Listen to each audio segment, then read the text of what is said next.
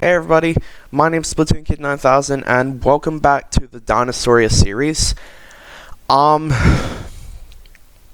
meant to get onto this a lot sooner because someone suggested it to me and told me that there are some new episodes out. But I never actually got to it until a month later, so I apologize for that. I had so many other videos I needed to get out there, but then I decided, I'm just gonna do it right now. I've been going good. I went to see Jurassic World Dominion fairly recently, so and I loved it. So I thought I might as well do this right about now. So this one is called Sea and Sky. So we're gonna read the description real quick because that's what we need to see, like, get a sense of the story. This film is set 85 million years ago in the Niobrara Formation and follows a group of geosternbergia or Pteranodon sternbergi, trying to hunt during a thunderstorm. But there are dangerous creatures in these Cretaceous seas. Okay. Alright, so we'll see what happens. Ooh. Here we go. There they are.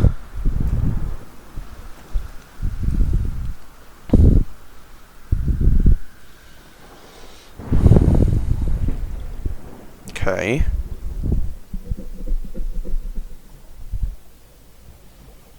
Oh, those are prehistoric sharks. Oh, that's that looks like a mosasaurus. Okay. Oh. Those are the fish. I guess that's what they're after, right? Huh.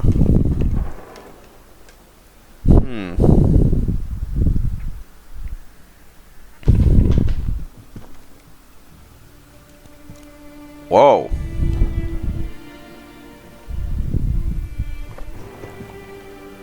Oh, is that? I heard, like, geosternbergia or other pterosaurs like Pteranodon. I think they have an alpha male that breeds with the rest. Is that him? That must be him.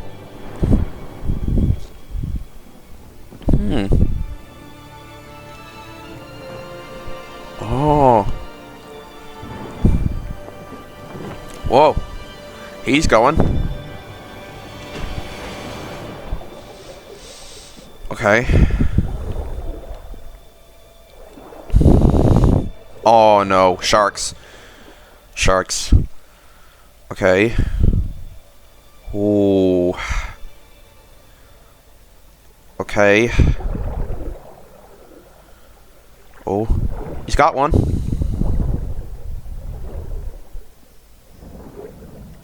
Oh no, that was the mosasaur. It's right there. I see it. Oh jeez. Okay, yeah. Okay. You got out. Okay. We still need to get out of the water.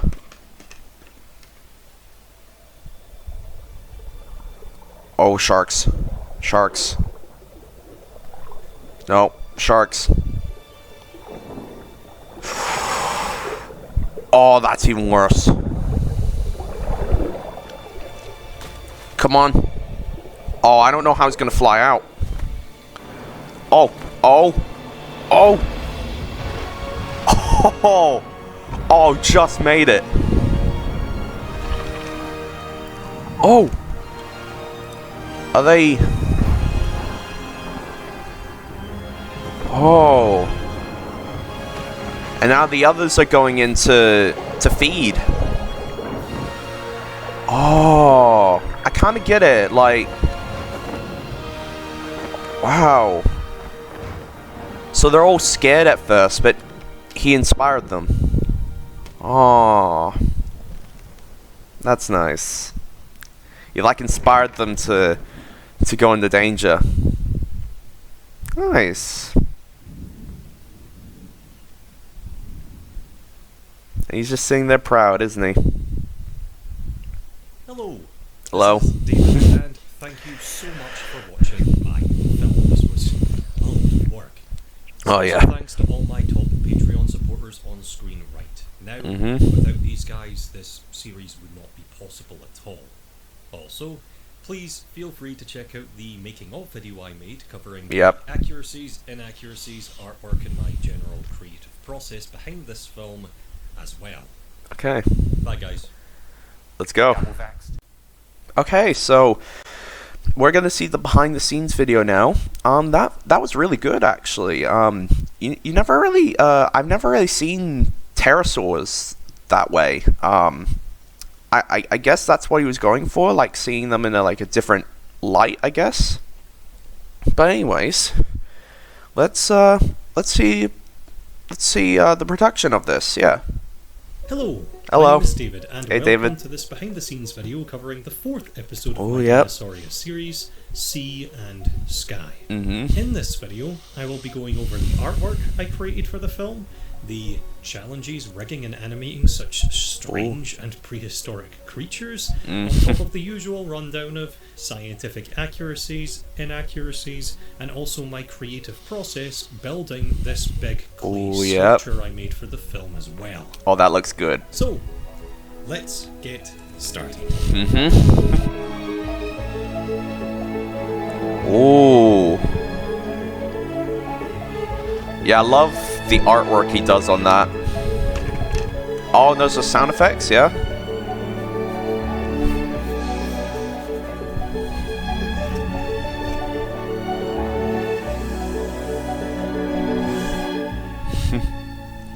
Let's go.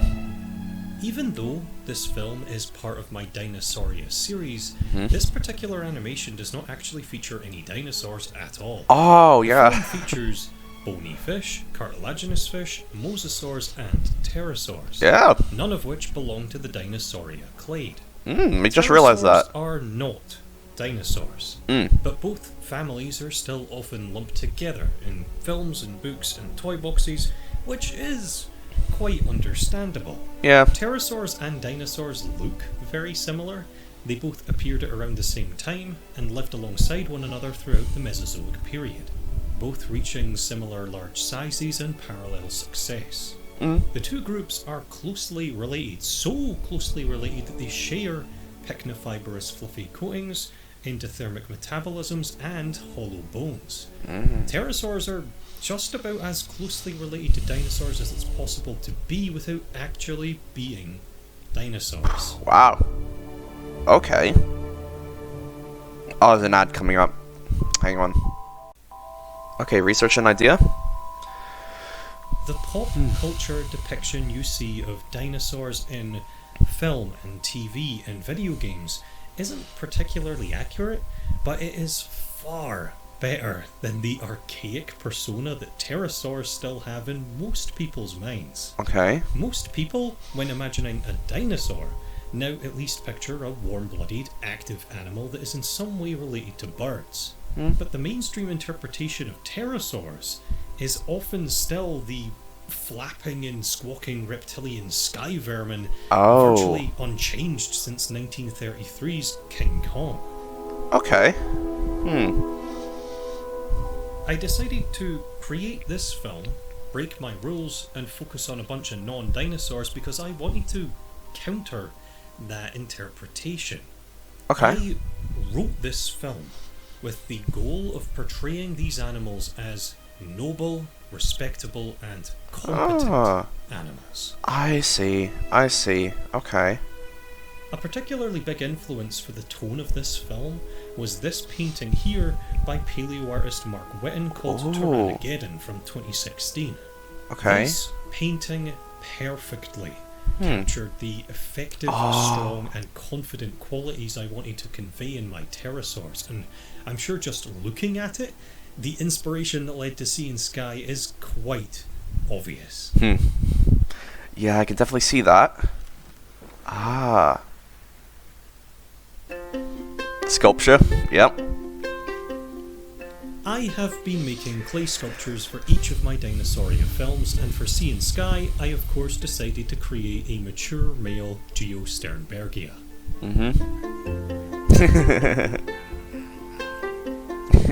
I created the sculpture in pretty much the exact same way I've created the rest, with Daz air drying clay rolled up into a bunch of sausagey tubes, which were then dried and glued together into sort of a pteranodon looking stick figure.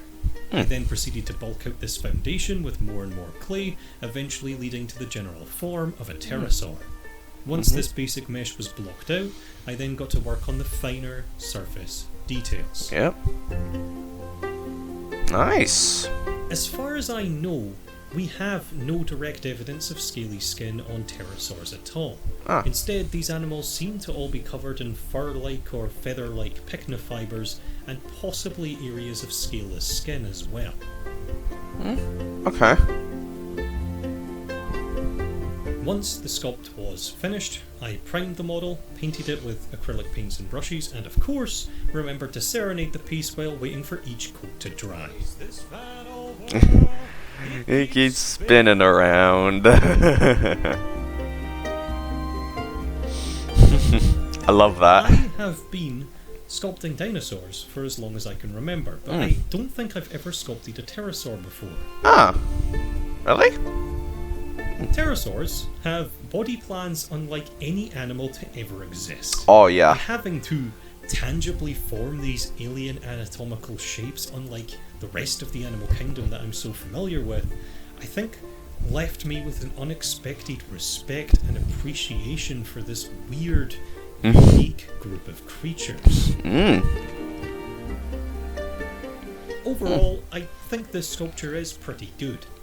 He is a weird colour, heavily resembling monkeys, and he's also a weird shape. But he's also a pterosaur, and pterosaurs are super weird, so that's probably fine. Yeah, makes sense. Here, finally, is the whole family of Dinosauria sculptures so far. Nice. Just one more left to go. That's right. I'm gonna be reacting to that one next. Okay. The story? Okay. This film is set 85 million years ago in the Niobrara Formation in what is now Kansas, and follows a flock of mostly female geosternbergia. The pterosaurs are hungry and want to dive into the sea below to feed, but the group is hesitant to enter the water. Dangerous predators lurk in these depths. The larger, dominant male of the group emerges and wastes no time as he dives into the dangerous sea. The onlookers, tenser than ever, watch their alpha descend into the darkness and snatch his prize, but he has not succeeded just yet. Mesozoic sharks hunting in the shallows are curious of the pterosaur, but the real threat comes in the form of something far larger.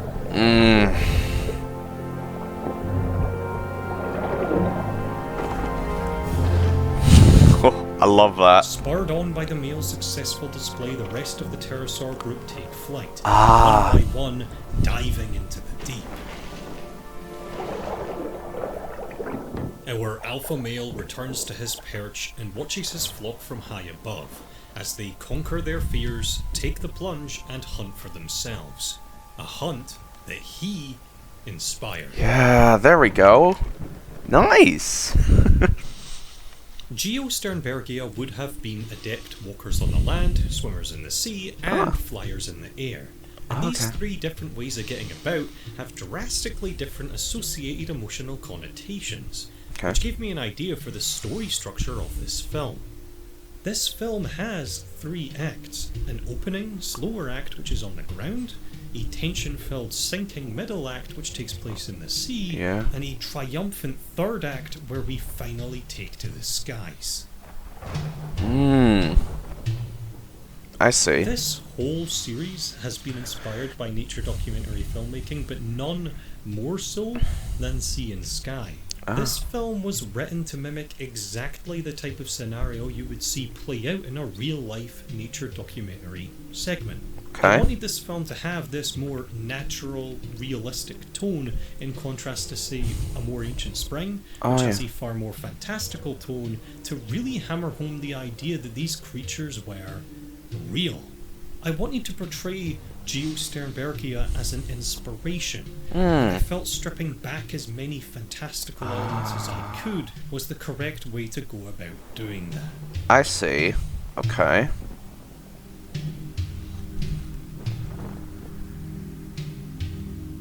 Confronting the storm, okay. Sea and Sky, on a shot for shot basis, was one of the more time consuming films I've ever worked on. The Oh. film doesn't have a single simple shot. Oh. Really? Ah. This is an example of a simple shot. It's from Old Buck, and it's just a 3D animated dinosaur on a 2D static background. I That's see. it. Yeah. For Sea and Sky, because this film is set during a thunderstorm by the coast and in the sea, there are no static backgrounds. I have avoided depicting these kinds of environments as often as I can, because water is an incredibly hard thing to animate. However, for this film, I felt it was finally time to face my fear. That's fair, yeah. Practice makes perfect. Oh. All of these effects, the waves, the splashes, the bubbles, the lightning and the rain, individually are simple effects that I've known how to do for a while. I've just never really had to compile so many all at once. Oh. Some of these effects turned out a lot nicer than others. I really like the bubbly movement effects around my characters as they swim through the sea, and I also love the look of the lightning here. But I really don't like this slow motion splashing effect made by my mosasaur as it breaches out of the water. Okay. I am, overall, quite happy with the final result here though, and I learned a lot of new tricks working on this film. Just knowing that I can pull off settings like this opens the door to so many more storytelling opportunities in future short films. Yeah. There's an ad coming up. Hang on. Featured species, okay. The first animal featured in the film is the pterosaur geosternbergia, formerly Pteranodon sternbergi. These animals hunted on the coast and in the sea on a diet of fish and squid. Geosternbergia was heavily sexually dimorphic. Males were around twice the size of the females and sported much larger, more elaborate crests. Male specimens are also a lot less common than female specimens, suggesting a polygamous mating system similar to a lot of modern seals, where large groups consisting of numerous females would be competed over by fewer, larger males for breeding rights over the entire group. This is the system I decided to depict in my film. The geosternbergia flock depicted consists almost entirely of females led by one dominant mature male. I made sure to create a decent amount of individual variation throughout the group, and if you look very closely, there's even one sneaky juvenile male in there as well, who's just starting to grow in his reddish purple colouring and larger crest. I see. I didn't notice that. I thought he just had a bigger crest. Okay. A lot of the sound effects used in my Dinosauria series I record myself.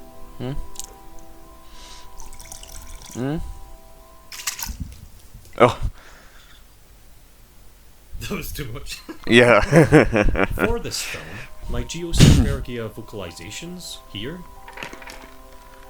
were created using a royalty-free sound of a bird, which I pitch shifted and slowed down, mixed with the sound of some clacking beaks, which I recorded myself using a bamboo bowl and a plank of wood.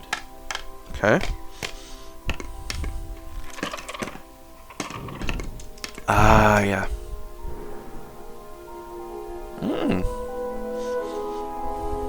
Okay. Creating the pterosaur 3D models and rigs for this film was a massive challenge. Oh. Getting these guys to fly and to swim was relatively simple, but folding this model up into a realistic standing position and getting it to walk was almost impossible with the wonky rigs that I originally created. Oh.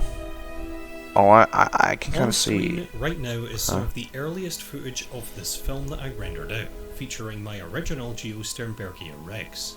These early models were a nightmare and were full of inaccuracies and rigging issues. Here, in comparison, is the latest footage of the film after months and months of tiny tweaks to make the rigs more usable and the models more anatomically accurate. These changes including adding webbed feet, fixing the wing posture, and removing the wing membrane between the ankles and the tail. I see, yeah. Alright. In my sketchbook drawings and my sculpture, the pteroid bone is also very prominent. This backwards facing wrist bone is unique to pterosaurs, but it's totally obscured into the anatomy of the wing in my finished animation model. Okay. This isn't a mistake, it was much easier to animate this way, and having the bone hidden within the flesh of the wing isn't unreasonable. But in retrospect, I think I far prefer the look of the more prominent pteroid, and I kinda wish I implemented it. Yeah, but you gotta make it easier sometimes.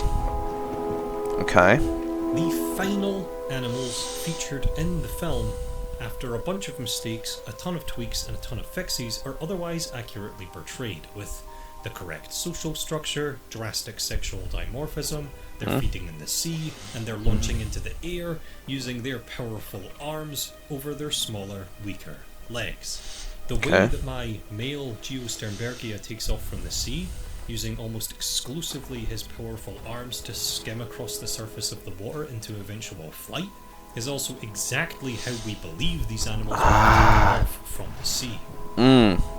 Makes sense because they're a lot stronger than the legs. One substantial inaccuracy remains though, and it's present in all of my drawings, my sculpture, and my 3D models. All of the pterosaurs in this animation walk on the tips of their toes. They are digitigrade, like this. But it turns out we have a lot of direct fossil trackway evidence that confirms that these animals would have walked on their toes and their heels. Oh. They would have walked plantigrade, like this. Ah. I caught this mistake far too late, and fixing it would require reanimating the majority of the film again. No.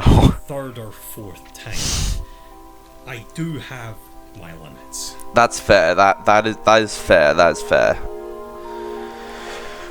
Okay. The second animal featured in the film is the prehistoric shark Crotoxyrhina, which does not have a sketchbook page dedicated to it, so I suppose this will have to do. Yeah. Crotoxyrhina could grow very large, much larger than what I depict in this film. This was intentional, though, as the sharks in the film are supposed to be juveniles and subadults hunting in the shallows. I did this because I wanted them to be more abundant, hesitant to attack the pterosaur, more skittish, and the smaller that they are, the larger my mosasaur looks in comparison. That's actually a good idea. Yeah. The dramatic effect. We actually have direct evidence of Crotoxyrhina hunting pterosaurs. LACM 50926 is a Pteranodon longiceps specimen that famously has a shark's tooth embedded in its neck. A tooth belonging to this exact species. Oh, okay. All modern sharks are also sexually dimorphic. Females are generally much larger than the males, and the males have a pair of penis-like extensions to their pelvic fins called claspers. Oh, yeah. I, of course, made sure to include these details in a couple of my Crotoxyrhina as well. Yeah. Okay. Tylosaurus, that's what the one is. The final animal featured in the film is the mosasaur Tylosaurus. Mosasaurs, like pterosaurs, were also not dinosaurs. They're not even closely related to dinosaurs. Mosasaurs are actually related to modern-day monitor lizards and snakes. Oh, yeah. These animals were oceanic predators that became incredibly successful during the later half of the Cretaceous. Tyrannosaurus here being one of the largest of the group, easily rivaling the size of Tyrannosaurus rex. Imagine seeing that, dude. In the waters, that'd be terrifying. Now, I'm only 25 years old, but as a kid, I don't remember anyone else really knowing what a mosasaur was, Oh. which seems to have massively changed in the past 10 or 15 years. Okay. Mosasaurs and Spinosaurs are the two prehistoric groups I think I've seen rise the most in mainstream popularity in my lifetime. But I feel mosasaurs are often misrepresented in mainstream media as simple crocodiles with flippers, which isn't really correct. Oh, yeah. I tried to make my take on the species look as accurate as I possibly could. My design is streamlined, looking a whole lot more like a monitor lizard over an alligator, with the anatomically correct big tail fluke, the iconic second row of teeth in the upper jaw, and it even has a forked tongue, a feature that is shared by all of its modern day relatives. Yeah, I see. The colour scheme for this species was inspired by a mix of an orca and a lace monitor, which I feel might be every single paleo artist's go-to while reconstructing this animal, but I really like the simplicity of the final result. I can't really imagine this animal looking any other way than this. Actually, yeah, it looks real. That's the thing. It actually looks like it probably would have looked like. Oh, there's another ad. Hang on. Evaluation. Okay.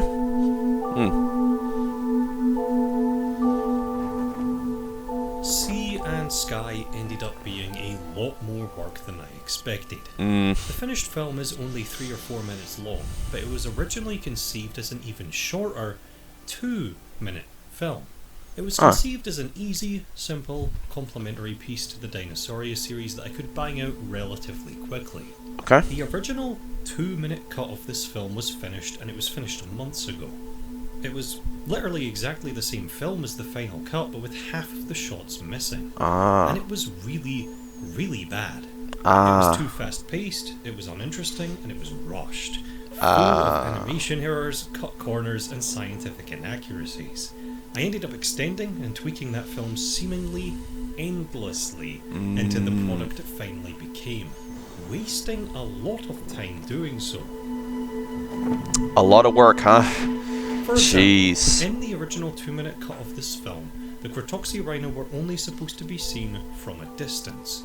So the model I made was very low detail and crudely animated. However, as I extended the film, I needed close-ups of the sharks, so I had to go back and create a higher detail, better animated Cretoxy. However, as I continued to extend the film, I also ended up needing a shot of the shark baring its teeth. Neither of my Cretoxy had functioning mouths, so I had to create a third shark with a 3D-modeled, textured and animated mouth. That sounds frustrating, actually. Jeez. I made 3 Cretoxy rigs for this film for 3 separate purposes, when all I really needed to create was the last one, which can do all 3 things. This is a perfect example of the constant retreading and time wasting that kept happening because of my early mistakes, and is also why Cretoxy doesn't have a sketchbook page. Wow.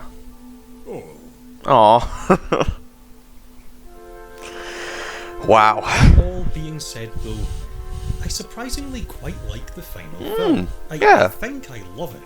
It was incredibly tedious and boring to make, but it somehow grew on me and has become my second favourite of the series, just after Our Frozen Past. To me, Sea and Sky is the most realistic feeling film of the Dinosauria series, and that was the intention. I set out to create a film that felt real, and portrayed pterosaurs as confident and inspirational, at the same time challenging myself technically by setting a film in and around the sea. I feel the film succeeds in doing all of that.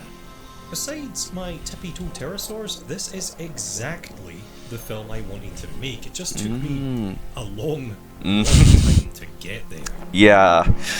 Jeez, I could tell. It was time-consuming. But it was worth it. The final film in this series isn't as much trouble, but I mean, part of me doubts that because at the moment the finale is shaping up to be the longest and most ambitious film of the whole series.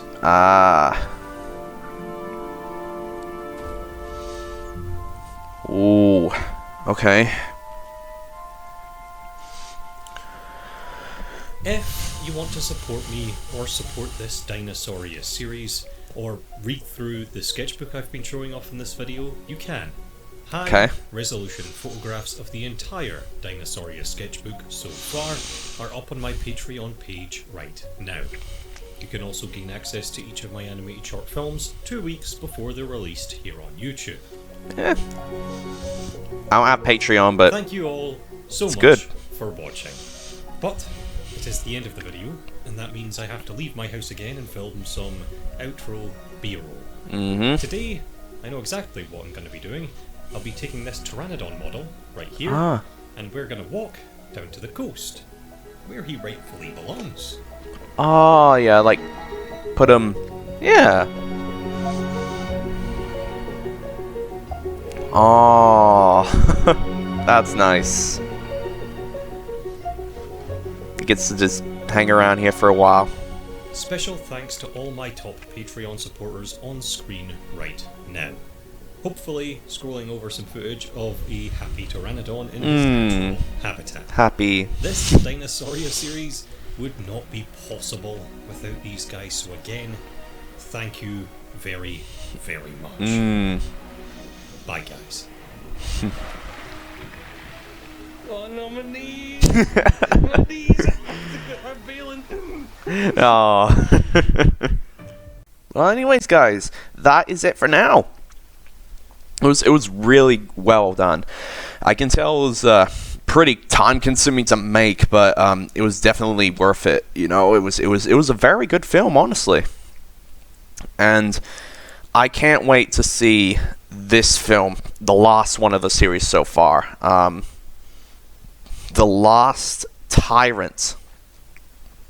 But we'll just wait for a bit. But anyways, guys, if you guys enjoyed this video, then leave a like, and if you want to see more of my content in the future, then hit the subscribe button, and I'll see you all in the next adventure. Peace out, everyone.